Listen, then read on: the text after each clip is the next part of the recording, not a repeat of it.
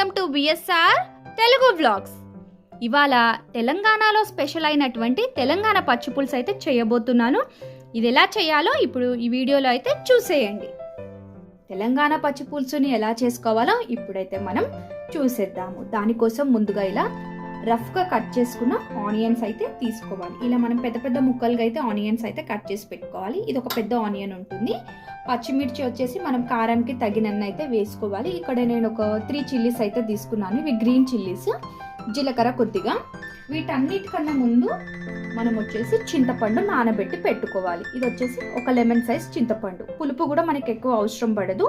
ఇది క్విక్గా అయితే చేసేసుకోవచ్చు రెసిపీని. ఇప్పుడు ఇది ఒక 10 మినిట్స్ అయితే నేను నానబెట్టి పెట్టుకున్నాను ముందునే చింతపండుని.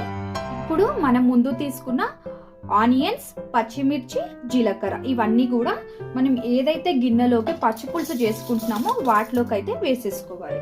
ఇక్కడ నేను వచ్చేసి కల్లుప్పు యూస్ చేస్తున్నాను. ఇది ఒక 1 టీ స్పూన్ కల్లుప్పు ఉంటుంది. ఇది కూడా దీంట్లోకి వేసుకొని బాగా అయితే చేతితో నలిపేసుకోవాలి. ఒకవేళ మీకు ఇలా చేతితో నలుపుకోవడం ఇబ్బంది అనిపిస్తే మనం ఇవన్నీ రోట్లో వేసి కూడా కచ్చా పచ్చగా అయినా దంచేసుకోవచ్చు. కానీ ఇలా చేతితో నలుపుకొని చేసుకోవడం వల్ల మనకి పచ్చి పులుసు అనేది చాలా అంటే చాలా టేస్టీగా ఉంటుంది. దీనికి వచ్చేసి ది బెస్ట్ కాంబినేషన్ ఒక్క ఆమ్లెట్ పచ్చి పులుసుతో అయితే మనం కడుపు నిండా అన్నం అయితే తినేయొచ్చు. అండ్ ఎవరైనా ఇంటికి బంధువులు అలా వచ్చినప్పుడు మనం ఈజీగా కూడా చేసేసుకోవచ్చు. ఇలా ఒక 2 to 3 సెకండ్స్ వరకు అయితే మనం బాగా అన్ని కలిపేసుకోవాలి.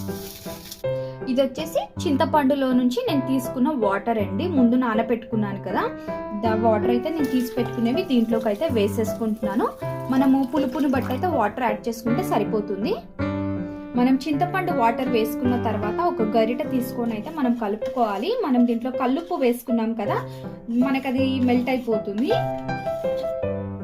మనం ఇక్కడ కావాలంటే సాల్ట్ ఎక్కువ తక్కువ చూసి వేసుకోవచ్చు. మళ్ళీ దీంట్లో మనం వచ్చేసి కారం ఏం యాడ్ చేయట్లేదు. పచ్చిమిర్చి అయితే మనకి సరిపోతుంది. ఇప్పుడు ఇది వచ్చేసి మనం ఇలానే పక్కన పెట్టేసుకుందాము. మనం ఇక్కడ పచ్చి పులుసు తాలింపు పెట్టుకోవడానికి ఒక చిన్న గిన్నె అయితే నేను తీసేసుకున్నాను. ఇదైతే ఇప్పుడు స్టవ్ వెలిగించుకొని మనం పెట్టేసుకుందాం.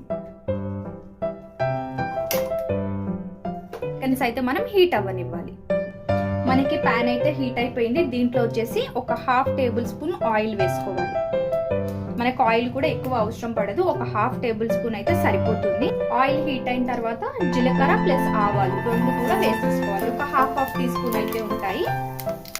మనకి జీలకర్ర ఆవాలు ఫ్రై అయిన తర్వాత ఒక చిటికెడు అయితే పసుపు వేసుకోవాలి.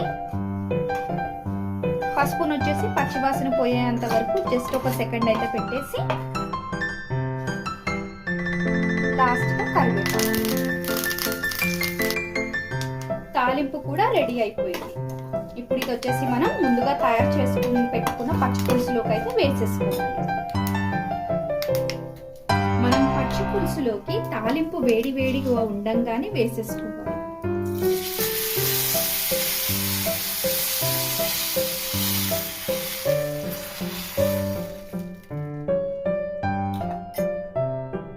చూసారు కదండి, తెలంగాణ స్పెషల్ పచ్చి పులుసు అయితే రెడీ అయిపోయింది. మా వీడియోస్ కనుక మీకు నచ్చినట్లయితే మా ఛానల్ని ఫ్యామిలీ అండ్ ఫ్రెండ్స్కి అయితే షేర్ చేయండి. ఛానల్ని లైక్ చేయండి, షేర్ చేయండి, సబ్స్క్రైబ్ చేసుకోండి. పక్కనే ఉన్న బెల్ ఐకాన్ని ట్యాప్ చేయడం అయితే మర్చిపోకండి. Thanks for watching.